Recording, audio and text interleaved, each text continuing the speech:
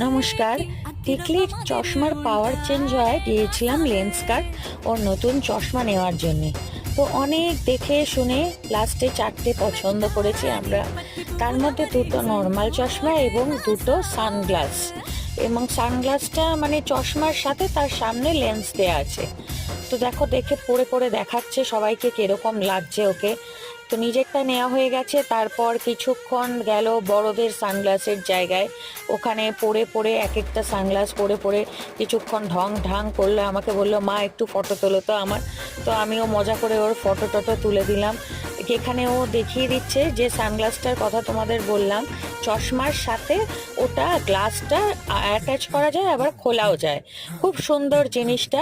যেহেতু ওর পাওয়ার আছে সেই জন্য ও তো নর্মাল সানগ্লাস পরতে পারবে না, ওই জন্য ওর জন্য এরকমই নিতে হলো। আরে দেখো, বড় বড় সানগ্লাস পরে পরে কিরম ঢং করছে।